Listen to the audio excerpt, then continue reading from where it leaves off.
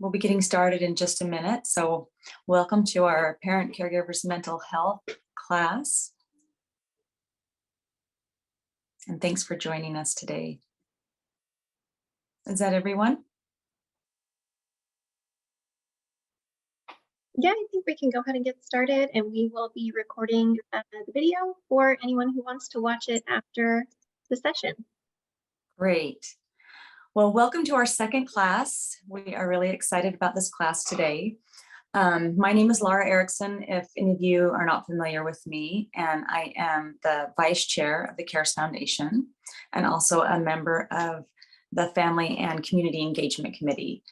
And you can thank the board and also the committee for putting together this education series. Just a few quick announcements. You can join us for an upcoming in-person regional meetup. So far we have two planned, one in Texas and one in North Carolina. So that's pretty exciting. And please mark your calendars and plan on attending the next CARES virtual session. It will be our first KDM5C Awareness Day, which is really exciting, on June 5th. You can find all event information in our Facebook group.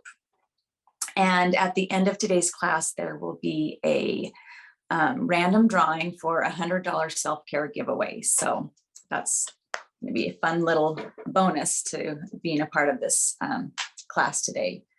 So before I introduce our guest, if you could make sure that your microphones are on mute until the very end when we open it up for questions, that would be great. And if you have questions that come up during the class, go ahead and post them in the chat. And then I'd just like to introduce Crystal. Crystal is a licensed independent social worker and clinical psychologist. She's a mental health advocate and coach for parents and caregivers. She is a proud mom that believes in the power of coffee and an organized calendar. Her happy place is being outside, kayaking, hiking on the beach, and she has a love for learning and thinks laughter and self-care are non-negotiables. Crystal is featured as the mental health advocate in the Caregiver documentary film Unseen. You can follow her on Instagram at parent.caregivers.mentalhealth. And with that, I welcome Crystal. Hi, I'm so happy to be here. I'm actually a licensed independent social worker. So just for clarification, I love distinguishing. There's many ways to be in the mental health field, and we all have our different directions, but the way I ended up taking looks at that macro piece. So we zoom out, we look at the society, we look at the community and how it's impacting the individual. So it's really served me as I've become an advocate for the parent caregiver population. So hi, everybody. It is, let's see, Saturday afternoon, and we're going to spend about an hour or more together. And I've done this before, so welcome and know that you're in good hands. I will not tell you to practice self-care and then not tell you to do anything, like how it's manageable or how to actually do that. So don't worry, we're going to jump into things, and it's not going to be doom and gloom. We're going to keep this on an upbeat mood so we can all enjoy our Saturday. But first, I always encourage individuals, if you feel uncomfortable knowing that this is a recorded online thing, I always just cover the basics. There's internet privacy. You do have the option to change names. I've done this in other groups where we've met with individuals and participants chose silly names or code names. If you don't want to, that's great. Just wanted to move forward. So who am I? How many of you, likely the majority, have thought to yourself, why? Why her?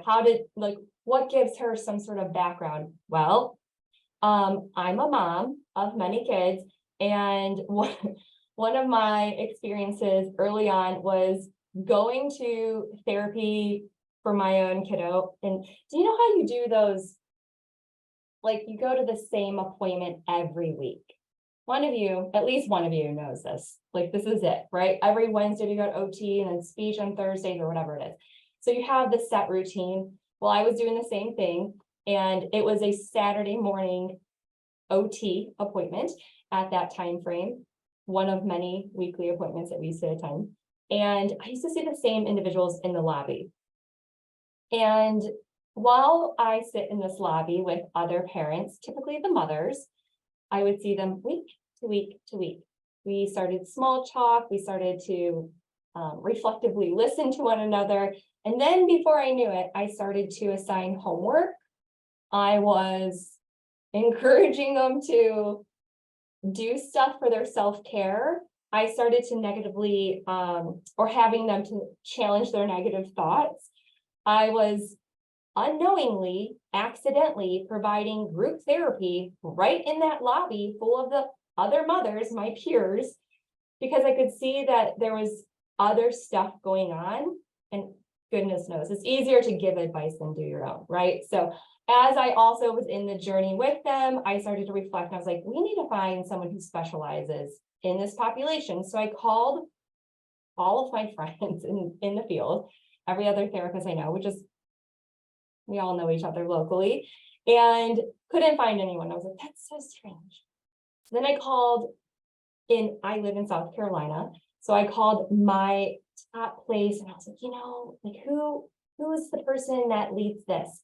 Who would be the most knowledgeable person that I could send individuals to work with kids and their families and the siblings and the parents, especially, to give them good mental health services, because it's not anything that's being covered right now.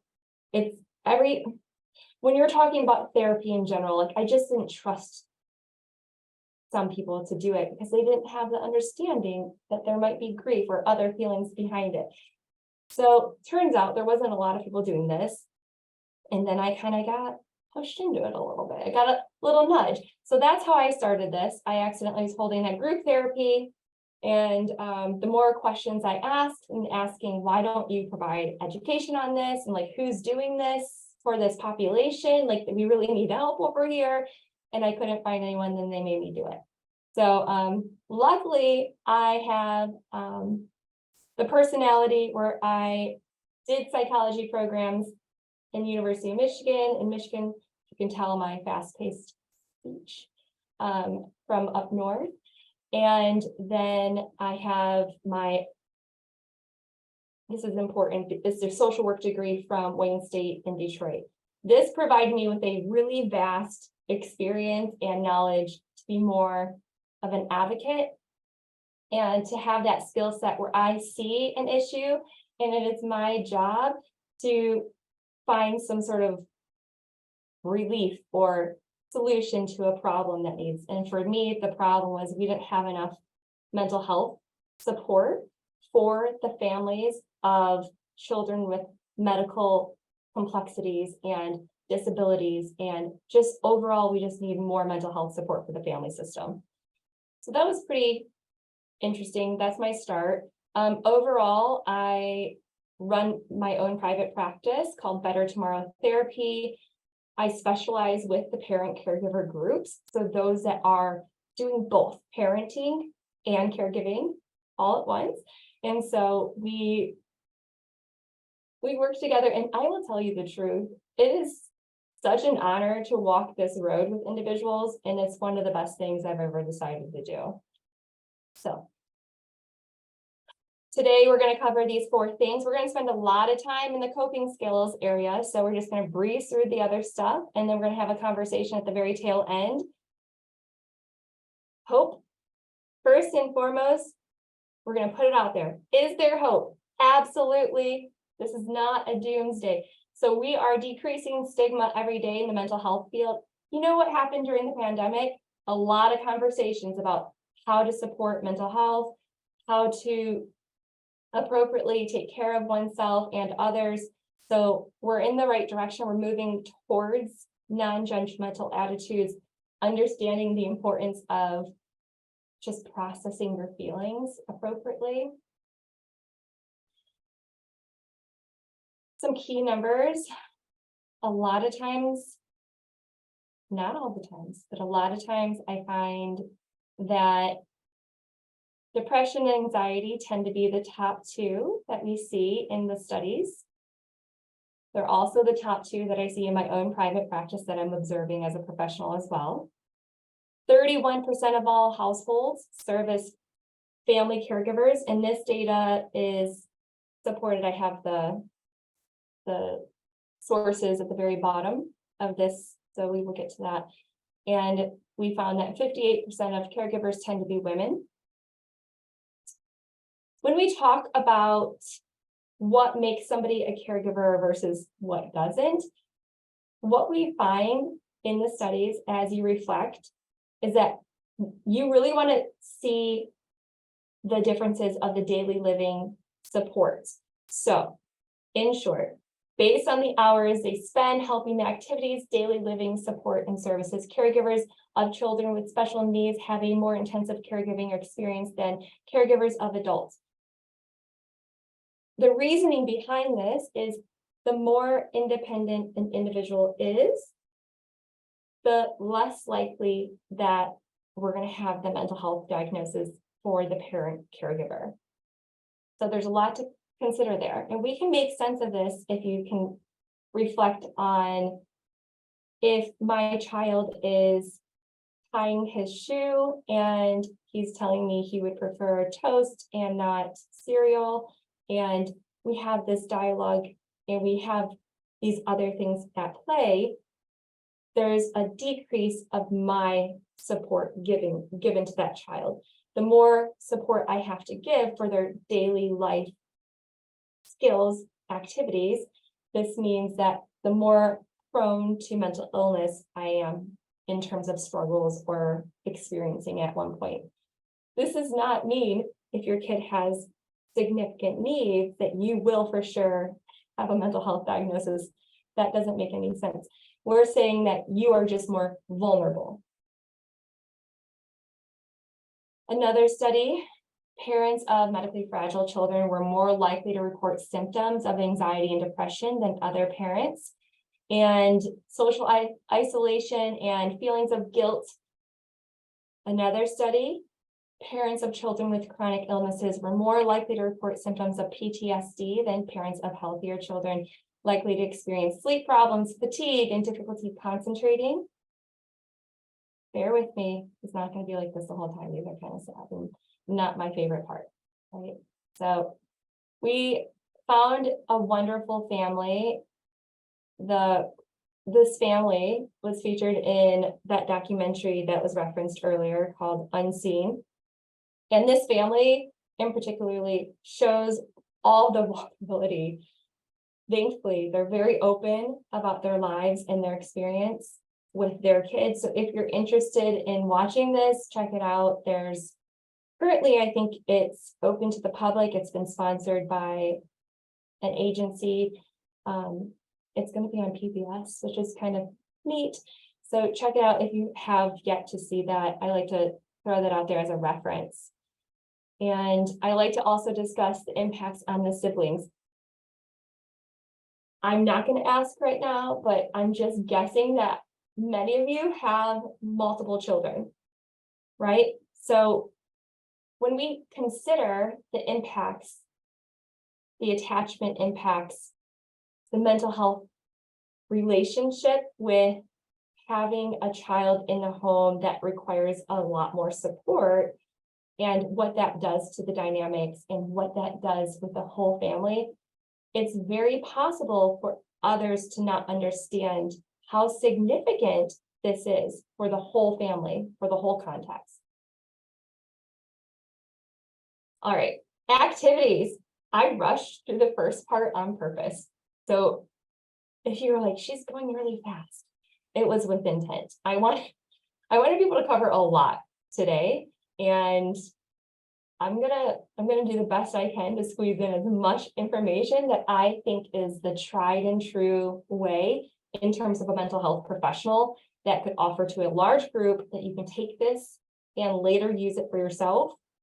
I don't know if, Melissa, did you email those links by chance or share those links? I put them in the chat, so the link is in the chat. Fantastic. If you have an option to look at that, that's great. If it's something you can do later, fantastic. So I'm gonna jump right into all of the things. First, I love box breathing. Box breathing, I actually have used triangles with kids. We have different shapes, I've seen them all. But box breathing is my preference. Why, you ask? Well, because we can reference boxes everywhere. I can find on my computer, but my monitor, right? If I'm having a stressful moment, I can look and I can do the box breathing. When you're inhaling, we want to make sure that an individual is inhaling and breathing the right way. Unfortunately, not all of us breathe from the place where we should. So when we're breathing from the chest, it's not going to decrease your levels of stress in the way if you were to breathe from deep in that gut. And if you've ever done yoga, that yoga teacher's probably said, you know, at the very end of the class when you're exhaling, she'll say, get all of that stale air out. And I was always like, what are you talking about? What does that even mean, stale air? Well, she really just wants all of that air to come out and for you to exhale as much as you can, get it all out. So I would encourage everybody to try deep breathing exercises multiple times a day. I actually start this, I mean, this is when you meet me and if you were my client, hypothetically, I, as a mental health professional, yours, would say, first, how are you breathing? First and foremost, let's check in on the body stuff. The simplest way is paying attention to your breath and doing that breath work. This is a muscle memory we're going to build with time. This might not come easily to some of us. So if this feels challenging, that's why we're consistently reintroducing the concept to our body. And eventually, when you actually need it, it's going to be a lot easier. So there's great YouTube videos with box breathing. If this is challenging, please find something that works for you. And also, I have clients tell me all the time, when I was driving, I was so mad and I looked at the window in front of me and it helped with my road rage. And I was using the box breathing thing you told me about. And I was like, yes. So you can do this. In terms of talk therapy, we usually start with CBT, although there's many different ways that therapists can do therapy treatment with a client. Typically, talk therapy, we see a lot of CBT. So the cognitive triangle is a part of cognitive behavioral therapy, which is CBT. And essentially, if you guys are able to understand how your thoughts are connected to your behavior, how they're connected and how everything connects, your feelings, your thoughts, and your behavior, you're going to be able to do therapy for everybody. Congrats, now everyone's a therapist. As long as you understand the CBT triangle, we're all going to be therapists before we leave here today. So in short, let's practice an example. I'll give you a real one from this week. I had a thought. I went to my kids' school. I have a kiddo that got the AB honor roll, and I was sitting in the award ceremony. And I saw an individual, and I thought she was ignoring me. This is somebody I've known for some time, just a month, an acquaintance. And I thought she was ignoring me. So my feelings were like, what? Why is she ignoring me? And I felt a little sad about it and a little like vulnerable, I suppose. And so my behavior was like a little bit more reserved. And then suddenly I thought to myself, well, I guess we're not friends after all. And so that thought started, right? We all have these negative automatic thoughts that we have to catch. And then I started feeling a little bit more annoyed about the situation. I went from sad to annoyed. And then so my behavior was like, and I could feel my tension. I felt a little tense because what happens when you have feelings, you start to catch things in your body. And then I thought to myself, maybe she just didn't see me, which changed my feelings, right? My feelings then were, yeah, I actually am really distracted right now. It's really busy and I'm perfectly fine. My feelings were understanding and compassion. And then my behavior was a lot more appropriate for this situation. When you're able to identify your thoughts, feelings, and behavior, and you can utilize this in every way, it doesn't have to start with your thoughts, you're able to take control over the situation a little bit stronger. So let's start from a different place. Let's just say an individual was, oh goodness, tapping and tapping, and then deep breathing, like really fast, like from their chest. It's going to tell their body, maybe something's wrong. And then all of a sudden they might have increased anxiety feelings, right? It might make them feel anxious. So this doesn't have to be one direction. The CBT triangle is pretty important because you can reflect on it. So if you're brand new to the concept that your thoughts are connected to your feelings, connected to your behavior, maybe just write this down somewhere, a little post-it, and glance at it. Maybe when you brush your teeth, put on your mirror in the bathroom. Just as a reminder that you have a lot more control than you think. So your behavior, meaning what you choose to do, how you isolate yourself, whether or not you're socializing, what kind of tone is going out and in. So this is important. Referencing your thoughts. This is where I spend a lot of time with individuals, understanding how to challenge your negative thoughts. We say, name it to tame it in the mental health profession. Name it to tame it. That is just a thought. And your thoughts might be not accurate. Your thoughts could be false. I am not being ignored by this individual. She might be just distracted, right? My silly example. So these are examples that I use quite frequently. Thinking errors specific to individuals that have kiddos that have a disability or some sort of diagnosis that maybe we see more of a theme with this. So there's many cognitive distortions. We now call them thinking errors. You can look this up. There's lots of information. There's all or nothing thinking. It's when we think in terms of that extreme. It's either this or that, right? We've all done this naturally. However, when we're able to name it, we can usually say like, maybe there's that little bit of a gray area, and we can challenge those negative thoughts. There's the overgeneralization, and the overgeneralization is literally when, this is the best example, a parent may assume that their child will never be able to learn a new skill because they had a difficult time with it in the past. Oh, well, they can't do that. Well, maybe they couldn't in the past, but is it possible that in the future they could? I don't know.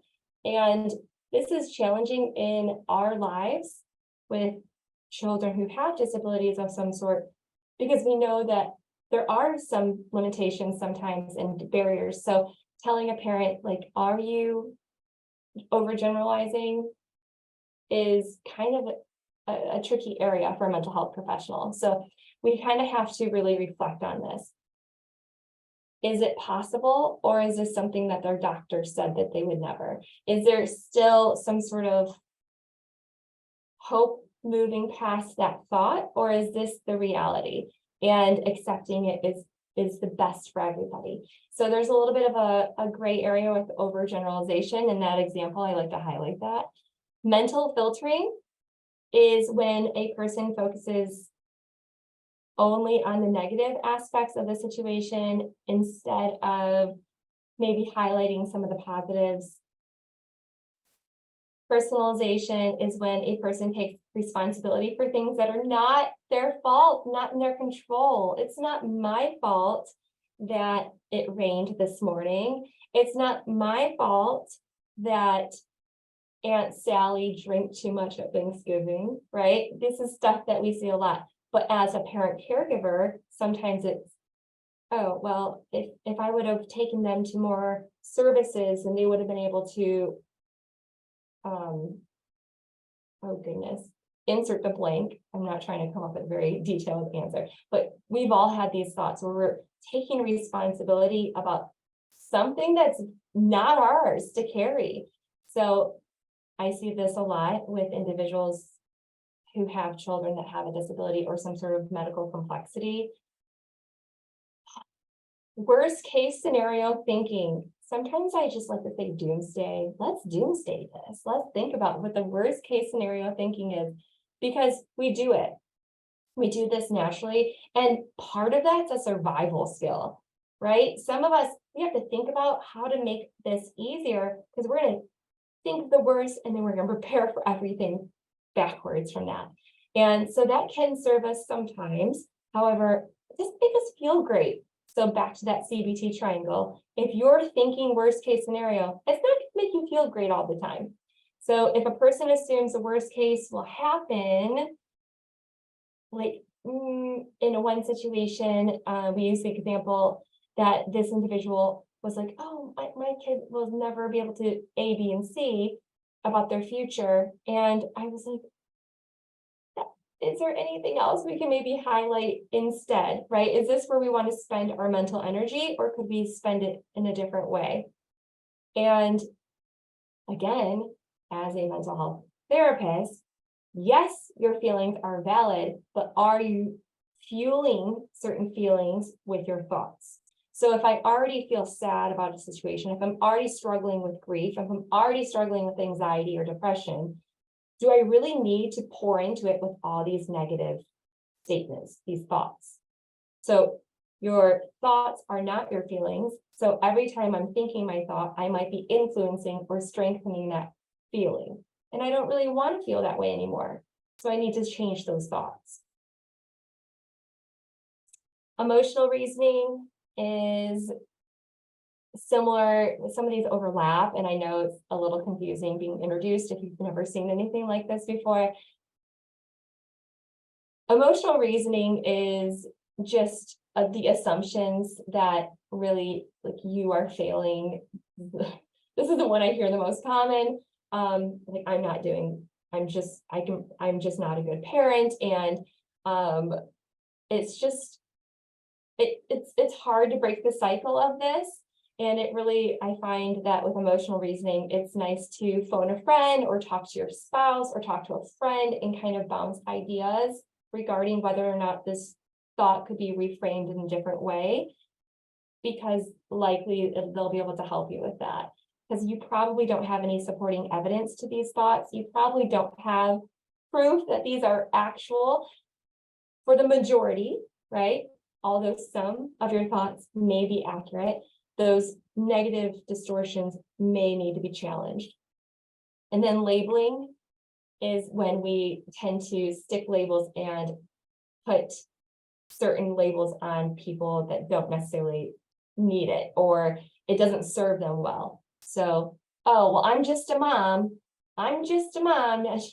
Don't worry about me. And I say, you're a lot more than a mom. Like, I feel like you're doing so much, and you're an advocate for your family, and you are pretty much a nurse at home, and you are changing the way the insurance companies are functioning, and you're insert the blank, right? You're important here, and you're not just something. I see that a lot.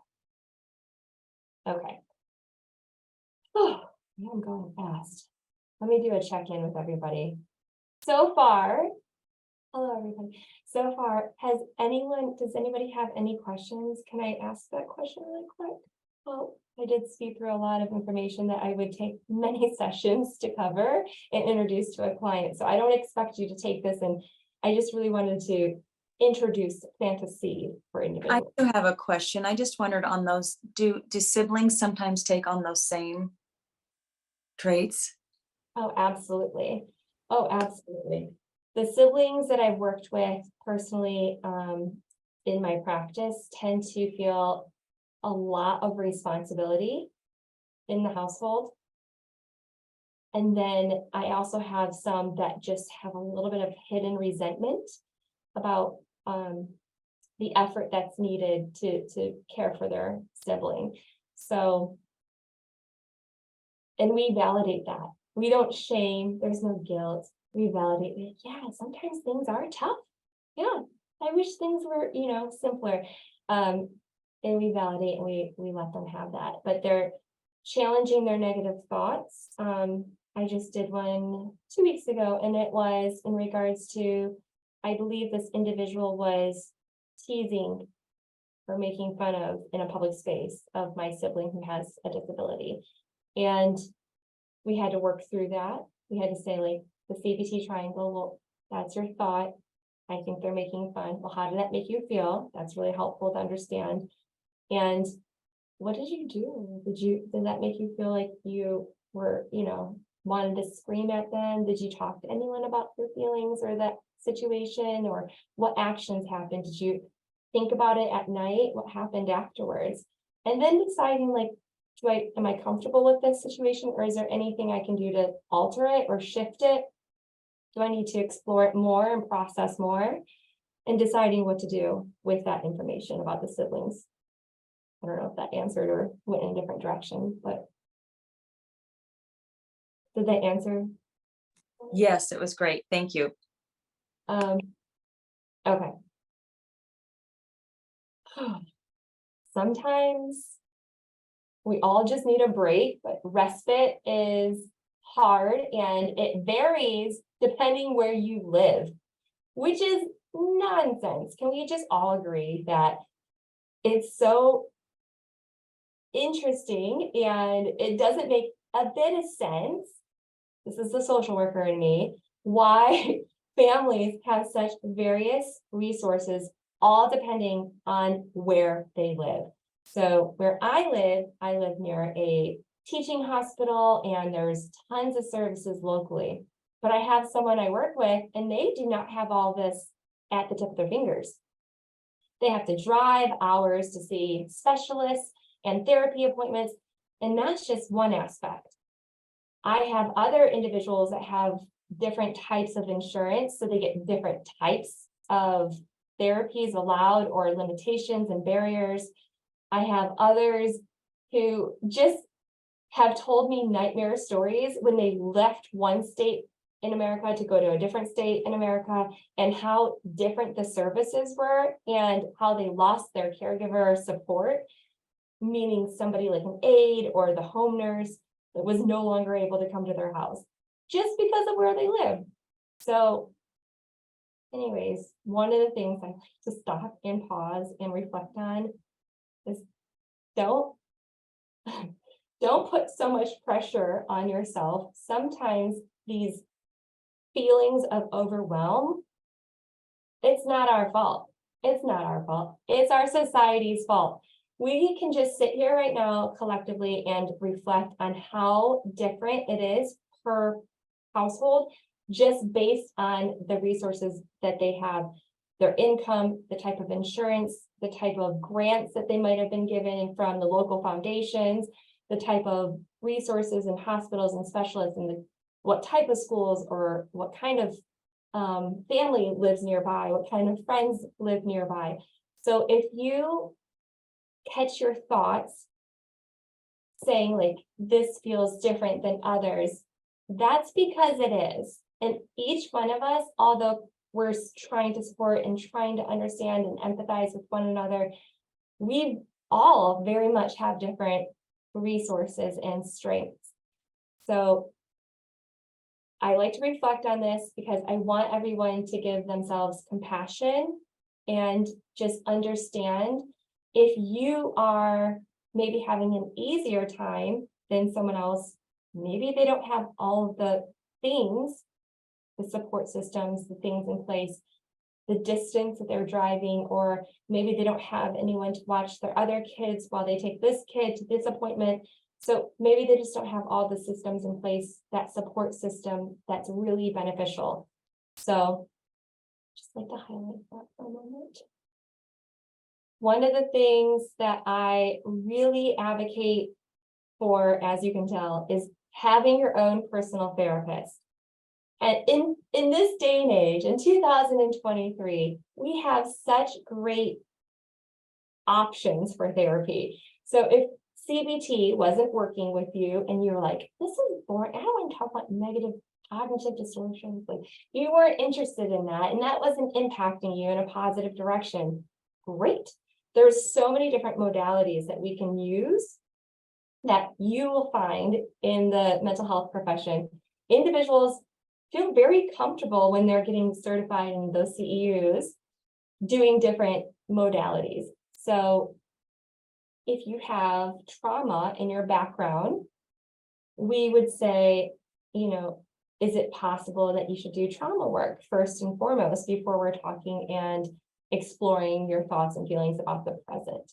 So doing trauma work might be really beneficial for somebody. So you would find someone who's specializing in trauma. We have, oh goodness, honestly, there's so much trauma in being a parent caregiver. Sometimes if you have an experience where you thought your kids' quality of life or life was ending, I know that we've had some scary moments in our family that I definitely have leaned into exploring EMDR, which is a form of therapy. That's actually not talk therapy. I really recommend EMDR if you're thinking of a trauma memory right now. If you felt like this is it, like a core memory of mine, and I think about it since, and it really is something that's triggered occasionally, you might want to explore that. You can do that by talking with talk therapy, or there's different forms of therapy. That's what I'm trying to say. Here's some easy resources that you could use. Psychologytoday.com is a free resource that has a bunch of therapists listed. And then what's really great information, inside information that maybe you don't know, is that if you live in America, you could see anybody virtually in your state. So it doesn't have to be a local person in your neighborhood. It could be somebody upstate or, you know, to the west side. They don't have to be near you at all. So looking for somebody else in a further zip code is really helpful because you're able to pick and choose what your interest is. We always say if you are an individual who's lucky enough to have insurance and you live in America, maybe explore what your information with the insurance is and see if they have a list. I'm sure they do. And then your favorite search engine, whatever that may be for you. Looking for those reviews is always really helpful, but knowing that we kind of discourage clients to give us reviews because there's a whole confidentiality piece involved. So you won't really see a ton of 5-star reviews because of that confidentiality possibility of, you know, whether or not that's ethical or not. So a lot of times, if you know somebody who's been to a therapist, ask your friends for referrals. I live in South Carolina, I have seen in so many of the mom groups, the support groups on Facebook or other groups where people have shared like great therapist for, and they'll insert like for my kid who has Down syndrome or for my daughter who's struggling with generalized anxiety disorder or whatever. And they'll put it into the world. Like that's who we're looking for, is somebody that you trust that comes from someone else. I'm going to do 2 more things, but I'm just going to show you resources. I have this, I always show this to every group I ever work with. We do have a phone number 988 if ever needed. If you're having thoughts of hurting yourself ever, let's just know that this is out there and it's somewhat newer. So I like to give it the attention it deserves. It's a great resource. Let's go back to I'm gonna stop here. Why am I spending so much time on your thoughts? Is that what you're asking? Well, this is why. I could tell you to drink water. You've already heard that. I could tell you to go for a walk. You've already heard that. Those are great things you should be doing. I'm not dismissing it. I could tell you get more sleep. We already know this. Hopefully you know about sleep hygiene and that you need sleep and it's really important for our well-being. Hopefully we could talk about what it means to have a social network system and how to get extra supports. Sometimes it's easier than others. Maybe calling a friend and setting up standard whether it's like some sort of standard date night for you to get out, like I need a coffee break every other weekend and I'm gonna need so-and-so to come and keep an eye on my family, so I'm able to leave my house with confidence that everything's gonna run the way I feel comfortable. So, goodness, when I'm thinking about leaving my house, I'm too paranoid to leave I don't trust anyone. That might be your thought, or a thought. I can't build my social support system right now because there's no one I trust. Or feelings, I'm too anxious about leaving my kids with others. Or feelings, I'm so alone, like I have nobody, this is hopeless. So how many of you have experienced thoughts or feelings that have prevented you from reaching out to individuals and asking for help? I'm guessing, do a little chat box, stand up if you want. I'm guessing that there's probably a lot of us that have really needed support and something was blocking us from getting it. So when we're talking about burnout, we're talking about coping skills. We need to be able to put it into action because we've been told how to eat healthy and we've been told to drink the water and to get the vitamin D and fresh air. But a lot of us don't do it because we feel overwhelmed or for whatever reason. But if you're paying attention to your thoughts and you're really searching and focusing on why this behavior is here, why am I not calling for help? Like, why don't I call my neighbor and say, like, could we like hang out? Could you get to know my kids for a little bit? And like, I just need to go do stuff like once a week. And I need you to keep an eye on these kids for me for 2 hours. Or what prevents you from making phone calls to someone else in terms of maybe hiring someone through the insurance company, finding out, asking the right questions, is that a possibility? So in terms of building your social support system, whether it's friends, family, public places, private places, whatever fashion this looks like, to give yourself a break, it goes back to the CBT triangle 9 times out of 10. There's some sort of thought like, this is too hard, I already have enough on my plate, I can't research anymore, or feeling that's blocking us from finding our resources, from finding our solution for the weekend or for the evening, one night a month.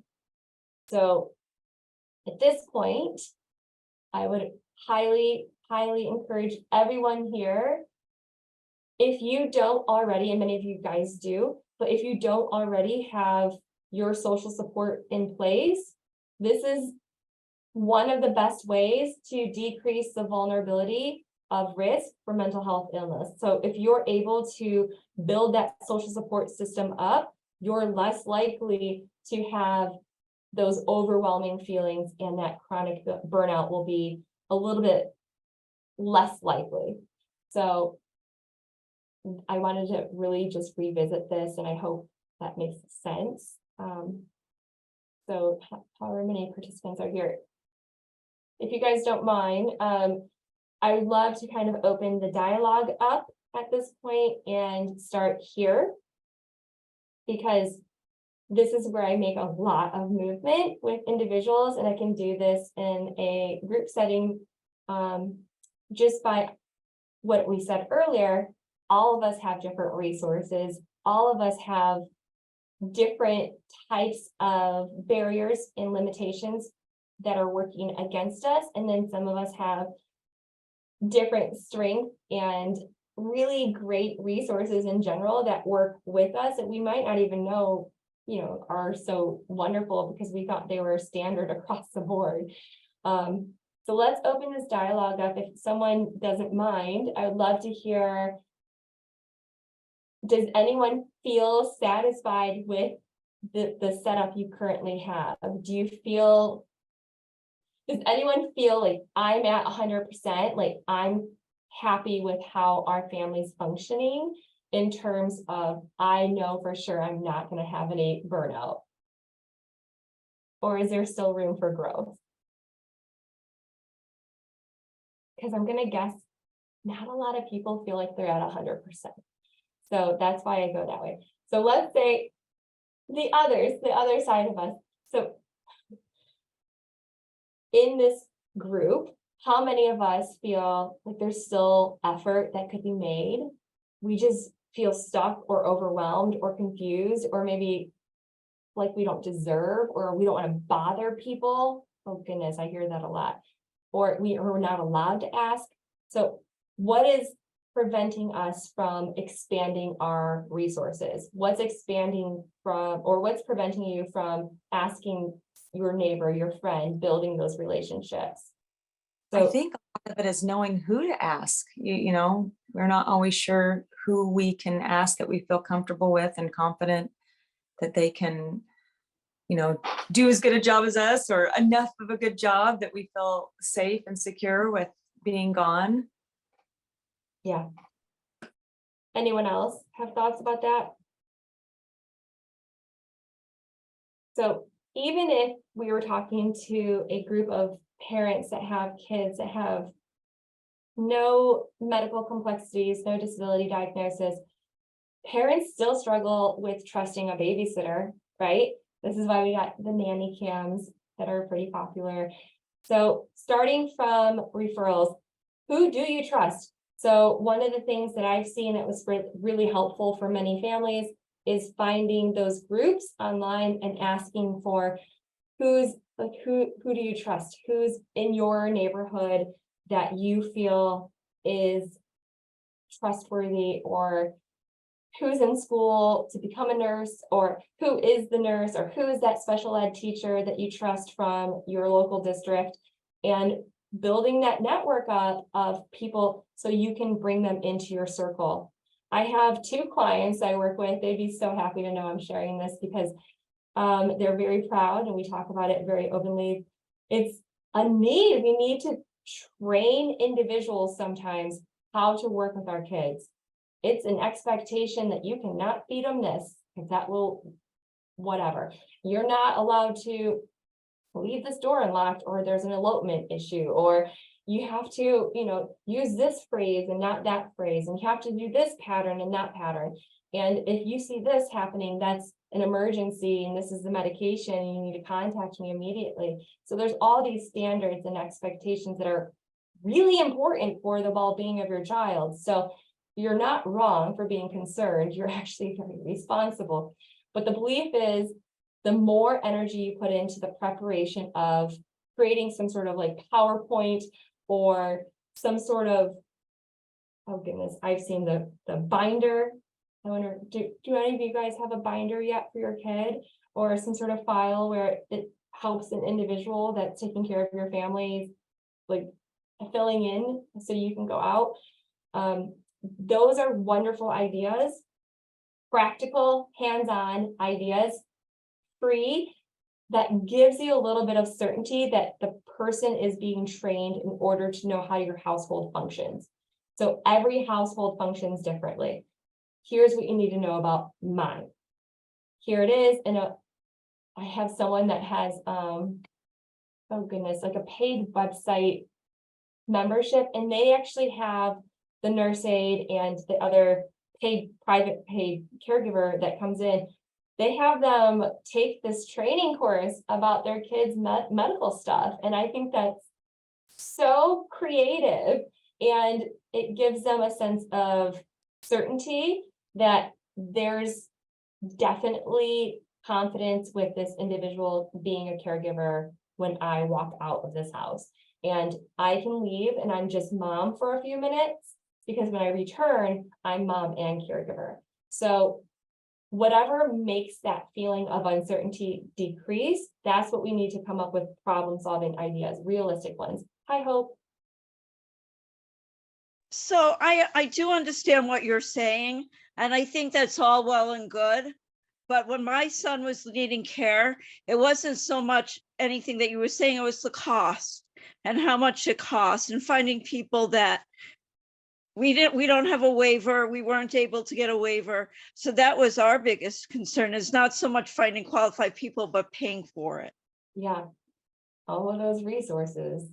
And this is where Um, it's, And I live in a state where I live in the state of Ohio, where there aren't a lot of resources, and it was very hard. yeah, So, yeah. Unfortunately, we could all scream that from the rooftop that this should be one of the top things that politicians are fighting for all of us, is focusing on how to provide respite and how to give funding to the families that really need it the most, like this exact situation. So across the board, have you looked up local foundations in terms of respite care, out of curiosity?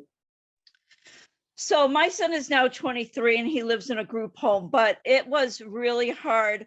I was fortunate that when my son was really little, I'm a school teacher, so I was able to get childcare for him through a childcare agency, through a daycare center, and they kept him until he was in 8th grade. Then after that, it was really hard to find qualified people. My son is a twin and his twin sister helped. I finally went to care.com, and with a lot of effort and a lot of interviewing, I was able to find people. But when I reached out to agencies and when I reached out to my board of developmental disabilities, there is no respite. And if there was respite, you had to pay for it, and $300 for overnight. It was just too expensive. It is. It's outlandish and it's wrong. And that's what I was referencing earlier. Depending on where you live, you're going to get different types of services and resources. And I can't tell you the amount of individuals I've met that have relocated their whole lives because they didn't have enough support of some sort, whether that's through the state that they lived in or they wanted closer family members, but they had to find respite by relocating. And that's wild for me to have that understanding. It's a wild concept that we couldn't give the appropriate support for those that need it the most. So if you were talking to somebody who is brand new, let's just backtrack this. If you're talking to a mom or a dad or the aunt who has guardianship, doesn't matter who you were talking to, and they're brand new to this situation and they were going 24/7 without any support, without any breaks for themselves, the outcome that you would tell them is like, you need to take care of yourself, right? We would be the supportive person saying like, how can I help you? Most likely because all of us feel like we have this, we have kind hearts. Most individuals want to help. The problem is a lot of us don't as caregivers, a lot of us don't ask. So is it possible for finding local individuals that may have been able to let you leave the house temporarily, like even short-term support? I don't know. Everyone's situation is so different, right? So the military families that I know, they just moved in a neighborhood. They're not going to ask their neighbors. They barely know them yet, right? So everyone's situation is so unique. I'm sorry that was your experience, and I'm sorry that's our norm currently. And I will say, pay attention to your politicians and vote for those that want respite for our families. So we have that power. Everything else is out of our control in terms of what your individual states are doing. We can pay attention to the politicians though and say like, hey, we need more support. We need more long-term care options. We need a lot more respite for the caregivers and just overall higher quality care in general. So what else is going on in terms of paying attention to your thoughts, feelings, and behavior in regards to being a caregiver? Does anyone else have any individual feedback or topics they are thinking about when they were logging in today?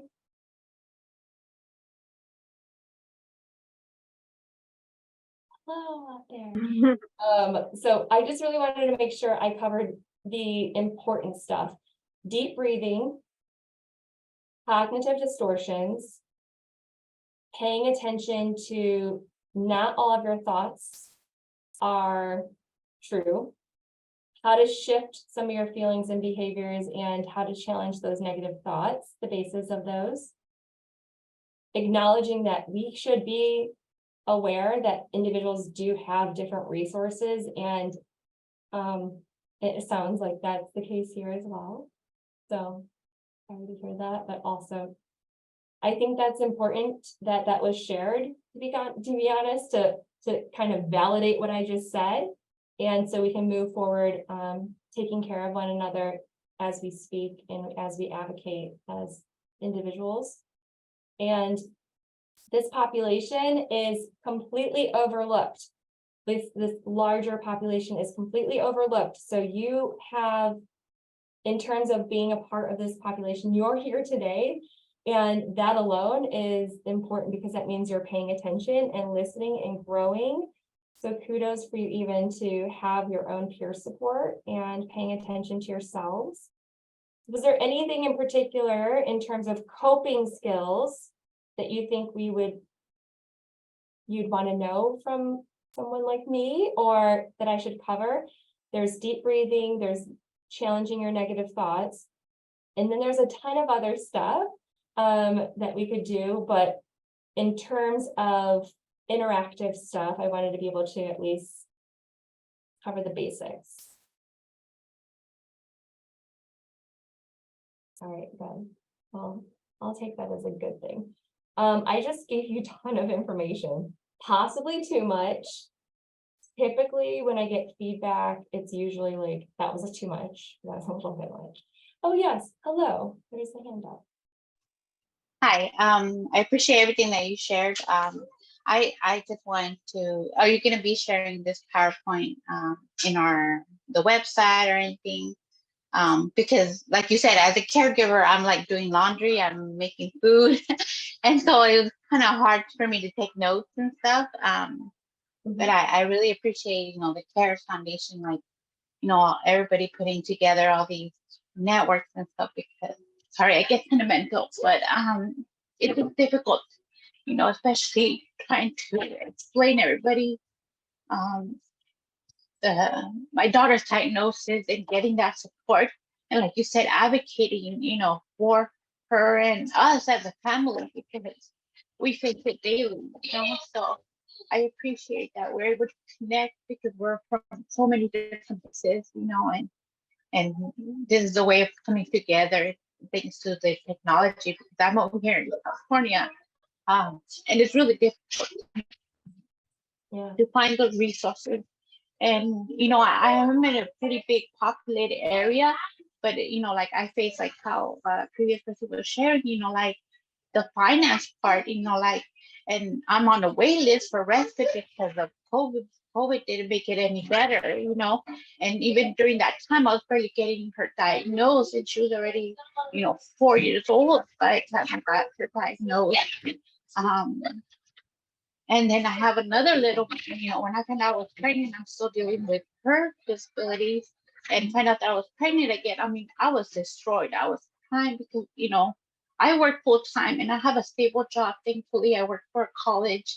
So, and I provide resources for, low income families. I was myself, a single parent, previous. So I raised the son before I started over, a new relationship. And then finding out that, my daughter had special needs, and trying to advocate and figure out what was going on with her. So I appreciate all these tools that you are sharing, and it's always helpful to connect with other parents, especially, we're such a rare, little community, that we're, even international, that we could come together and have these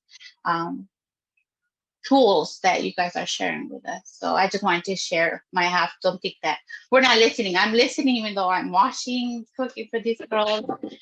Just my daughter came and she pooped, So I'm like, yeah, I'll change it right now. Give me 1 second, because even things like that, and thankfully I have my partner, and we both alternate our, like, I'm off today, he's working, and because of that lack of childcare and finance, and I'm on a wait list for respite. But once I get respite, I can't really leave the house because I have another toddler with me. So it's like, and I can't afford childcare, even though I have a full-time job and my husband working part-time because he needs to take 3 days off to care for my daughters. So it's like, it's a challenge, you know, to find that getaway, you know, for him and for myself, you know, to breathe, you know. But, you know, thank you for all these little tools. And I hope you can share the presentation so we could get all those information and resources. Yeah, I'm okay. Thank you for sharing. Thank you for sharing. It's always so nice. I think a lot of people feel the same way you do. So it's a lot of effort to do the role of caregiving, because the role of caregiving is not the same as parenting. So being a parent who's caregiving together is a substantial amount of effort. It's a lot more emotional work. It's a lot more physical work, and it's definitely much more expensive. And there's so much paperwork involved, right? Like when I talk about paperwork, I'm going to talk about my personal life for a moment, just for a smidge. When I talk about paperwork with my friends that don't have the same situation going on in terms of with their children have no medical complexities, no disabilities. They have no idea what kind of paperwork is going on in my day-to-day life. So I think that recognizing that you are doing more than just typical parenting. You are a caregiver and you're a parent. You're doing these two jobs together. And it sounds like you're doing a lot more than that on top of that. So give yourself as much compassion and grace as you can, and keep trying to look for solutions in all aspects. Amen to the paperwork, someone said. Yeah, like it's so much paperwork. So I really wanted to cover one more thing. I don't want to hold people over. I don't know if that's disrespectful. If you feel like it's okay for me to continue, I'd be happy to continue, but I don't want to be disrespectful of others' time. How about we give it about 3 more minutes? Okay. I want to talk about the specifics of how our body functions and why those thoughts are so important to pay attention to. Like, is this a true thought? Is this a random thought that I should probably challenge? Is this a thought that I should continue because it makes me feel good? Or is this a thought that I should probably process with a therapist? So paying attention to this, why that's important. Typically, when we're in a state of threat, perceived threat. So let's just talk about the silly example of, oh, a saber-toothed tiger. Our ancestors, they saw the saber-toothed tiger and they're like, how can I survive this? So immediately their body was thrown into fight or flight. And then we started to adapt into other things. So it was fight, flight, freeze. Have you guys ever heard of that? Can I get a show of hands if you haven't heard, those that have not heard fight, flight, freeze? So the way your body functions, this is pretty important to understand because it's really useful as somebody who has a lot of chronic stress day to day. I can pay attention to my body's red flags, and I can see if I'm pushing myself too hard or when I need to challenge it, challenge the environment, challenge my thoughts, challenge something to help decrease my level of stress in that moment. So this would be the potential threat, right? Potential threat of that saber-toothed tiger. Potential threat could be my kid's going to go on the bus and be bullied, or the potential threat could be anything to do with perceived threat. It doesn't have to be factual at all. Your perceived threat is specifically something that you're internalizing that you see. And then you immediately have that reaction. It's going to be fight, flight, freeze, or fawn. Fawn meaning people pleasing and just kind of this puppy dog eagerness to try to please others and make everyone else happy.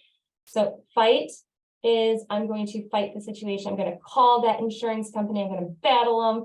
And flight would be like, I'm just not going to deal with this, and I'll just pay the extra money. I'm not going to do the appeal. It's just too hard. And then Freeze would just be like that overwhelmed feeling where you just get buckled down and you just tend to overlook it. And then fawn would be maybe doing your best, but knowing that you're maybe being used as a doormat as well. So fight, flight, freeze, fawn, pay attention to your body's state, because this is really important moving forward. That's one of this awareness is going to empower you to make different choices moving forward with your actions, your feelings, and your behavior. So hopefully I'll wrap up. Thank you. That was great. I really appreciate it. Just want to give you a couple of announcements before we go on, unless anybody else has any comments or questions really quick before we wrap it up. Do you want the winner of the giveaway? Oh, yes. Yes, we do want the Let me giveaway. give this just to show you guys some love at these sessions. This one is a $100 Visa gift card, just so you can give yourself a little extra self-care. And I pulled a name randomly. The first name I pulled wasn't actually here, so I'm going to the next person on the list, which is Misha Castro. So Misha, we will be in touch via the email that you registered with to get your gift card out to you. Yay. Congrats. Oh, wonderful. Thank you so much, Crystal, for this. And I'm sure that we'll go back and watch it and get some of those lists that will help us, some tools to help us cope with some of the caregiver fatigue. Just a couple of quick reminders. We do have some upcoming in-person meetups, one in Texas and one in North Carolina. And mark your calendars for June 5th. It's going to be our first KDM5C Awareness Day, and we are going to have a celebration virtually. And you can find all of this information on Facebook. So thanks everybody for joining. We appreciate it. Thank you, Crystal. Thank you guys. Take care.